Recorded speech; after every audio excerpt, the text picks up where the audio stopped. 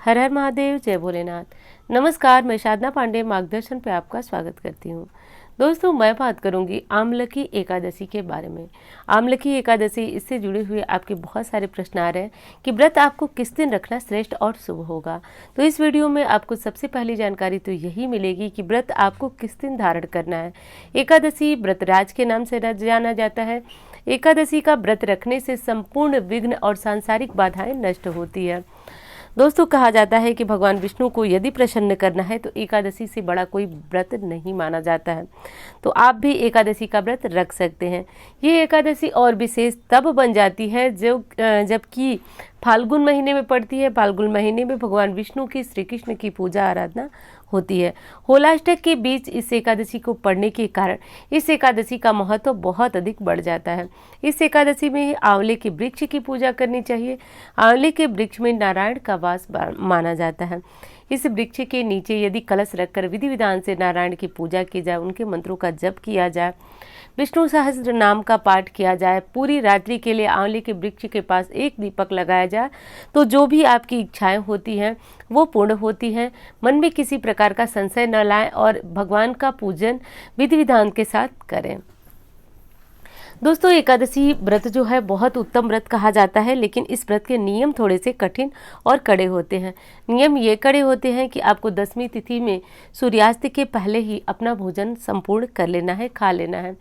उसके बाद आपको अगले दिन अच्छी तरह से दांत वगैरह साफ करना है। कोई भी टूथपेस्ट, ब्रश वगैरह का इस्तेमाल मत कीजिए।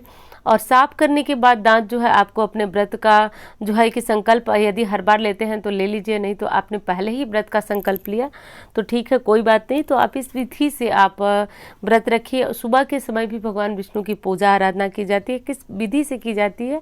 तो यदि आपके पास भगवान विष्णु की कोई मूर्ति है, विग्रह है, शालिग्राम स्वरूप में, लड्डू गोपाल स्वरूप में, या फिर पीतल की, तांबे की, जिस भी धातु की भगवान विष्णु माँ लक्ष्मी की प्रतिमा है, तो संयुक्त रूप से इनकी पूजा करने से विशेष फलों की प्राप्ति होती है। तो ऐसा आप कर लें। विशेष महा उपाय में एक चीज़ मैं बताऊंगी कि आज भगवान विष्णु को पीले जो कनेर के पुष्प आते हैं उनकी जो माला बना करके भगवान विष्णु को ये पूजा करते समय चढ़ाएं।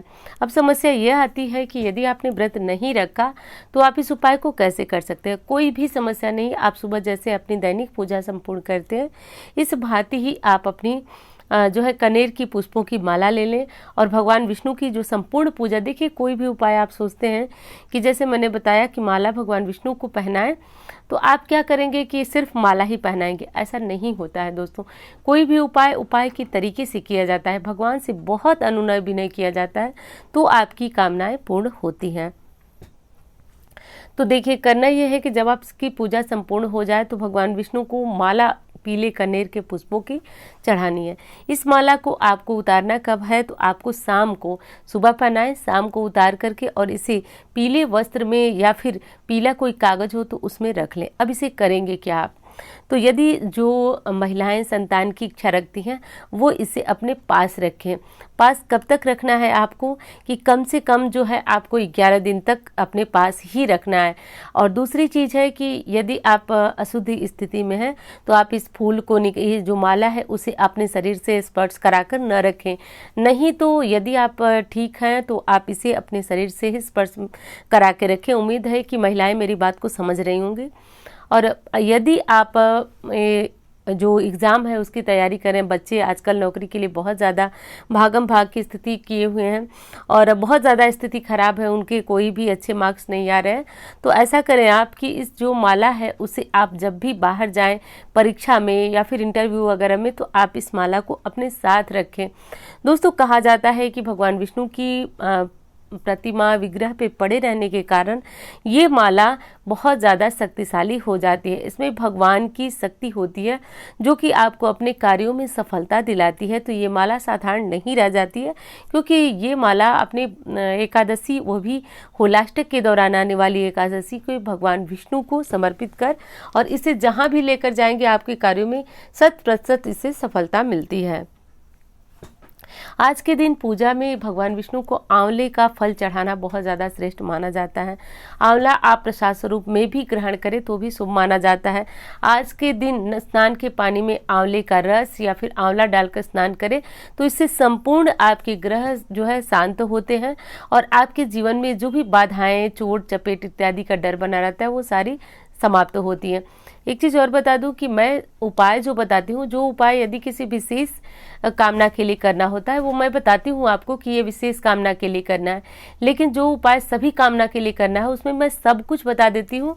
तो आप अलग से मत पूछिए कि आपको ये उपाय करना है या नहीं। यदि आपके लिए अलग से रहेगा तो मैं उपाय बता दूंगी कि आपको अलग से कैसे करना है। एक चीज़ और बताना चाहूँगी दोस्तों, थोड़ी सी महत्वपूर्ण बात है, थोड़ा आप ध्यान दीजिए इस बारे में। मैं कहना चाहती थी कि जिन्होंने मुझे लिंक के माध्यम से ये बताया कि मेरी वीडियो को जो है कोई और अपने चैनल पे अपलोड किया, सबसे पहले तो उनका बहुत बहुत धन्यवाद, क्योंकि आप लोग इस तरीके से मतलब क्या बोलूँ मैं, इस तरीके से मेरा ध्यान रखते हैं कि सच में मैं कह सकती हूँ कितना कोई अपना भी नहीं ध्यान रखता है। तुरंत रातों रात आप लोगों ने मुझे सूचित किया, इसके लिए आपका बहुत बहुत धन्यवाद। सबसे पहले तो ये चीज़ जानकर अच्छी लगी कि आप लोग बहुत अधिक मेरे बारे में सोचते हो और मैं बहुत ज़्यादा अपने आप को भाग्यशाली समझती हूँ। तो एक बार फिर पूरे हृदय से आपको धन्यवाद। चलिए वीडियो में आगे बढ़ते हैं। दोस्तों, आमलकी एकादशी, मैंने ये नहीं बताया आपको कि कब व्रत रखना है। आमलकी एकादशी तिथि प्रारंभ हो रही है 13 मार्च यानी कि कल रविवार को सुबह 10:21 पर। तिथि कब समाप्त हो रही है तो यहाँ मैंने लिखना भूल गई शायद, 14 मार्च को दोपहर 10:05 पर। तो दोस्तों अब आप समझ गए होंगे कि आपको ये जो व्रत रखना है वो कब रखना है। जैसा कि आप यदि रविवार को व्रत रख रहे हैं तो आपको इसमें द्वादशी भी नहीं मिल रही है और यदि आप उदया तिथि भी नहीं प्राप्त हो रही है, और वही एकादशी का व्रत यदि आप सोमवार को यानी कि 14 तारीख को रखते हैं, 14 मार्च को रखते हैं, तो इसमें आपको द्वादशी मिश्रित एकादशी मिलेगी, जो कि हर गृहस्थी धर्मी के लिए ये व्रत रखना बहुत ज़्यादा शुभ होता है। तो जो द्वादशी मिश्रित एकादशी होती है वही शुभ होती है, तो इसलिए आपको व्रत 14 मार्च को रखना होगा। 14 मार्च दिन सोमवार को रखना होगा। दोस्तों आज के दिन एक उपाय और करना है आपको। वैसे हर एकादशी इस उपाय को करें तो बेहद लाभप्रद होता है। आपको गौ माता के लिए जो रोटी बनानी है आज, उसमें थोड़ी सी हल्दी डाल लें। थोड़ा सा आटे में हल्दी डालकर थोड़ा सा गुड़ और थोड़ा सा चने की दाल आप गौ माता को जरूर खिलाएं। कहा जाता है कि गौ माता में 33 कोटि देवी देवताओं का वास होता है और इन्हें रोटी देने से हमारे संपूर्ण ग्रह जो है वो एक बार में ही हमारी मुट्ठी में आ जाते हैं। मुट्ठी में का अर्थ ये होता है दोस्तों कि हमारे संपूर्ण काम जो है बनने लगते हैं, बन जाते हैं सारे ग्रह जो है गौ माता को सिर्फ रोटी खिलाने से। तो ये अचूक उपाय है और हर दिन ही मैं कहती हूँ रोटी देने को, ये कोई नई बात नहीं है, आप देते भी हैं, लेकिन आज एकादशी पे ये उपाय कर लीजिएगा। इसलिए विशेष जोर देकर बता रही हूँ मैं, क्योंकि होलाष्टक चल रहा है और भगवान विष्णु के परम भक्त प्रहलाद को बहुत तरह की यातनाएं दी जाती थी। इसलिए जो भी भगवान विष्णु का भक्त इस काल में, इस समय के दौरान भगवान विष्णु की विशेष पूजा आराधना करता है, उसे विशेष पुण्य फलों की प्राप्ति होती है। तो ऐसा कर लें। रही बात विष्णु सहस्त्र नाम के पाठ की, तो यदि विष्णु सहस्त्र नाम का पाठ कर नहीं सकते तो सुन तो जरूर ही लीजिए, क्योंकि बेहद श्रेष्ठ ये उपाय है। कहा जाता है कि 100 पे भारी ये एक उपाय है, मैं हमेशा आपको बताती हूँ, तो इसे ज़रूर कर लीजिए। विष्णु सहस्त्र नाम सुबह या शाम में कभी भी अपने घर में अगर पढ़ लेते हैं तो बहुत ज़्यादा श्रेष्ठ, लेकिन सुन तो अवश्य लीजिएगा। एक चीज़ और बताना चाहूँगी कि एक बार मैंने आपको बताया था तुलसी मंजरी श्री हरि विष्णु को समर्पित करने का, तो बहुत सारे प्रश्न आते हैं कि वो तुलसी मंजरी का हम क्या करें। तुलसी मंजरी सबसे पहली चीज़ तो जहाँ पे आप अपने फूल पौधे गमले में डालते हैं तो वहाँ डाल दें, या फिर पीपल वृक्ष के पास, जैसे विसर्जित करते हैं वैसे कर दें।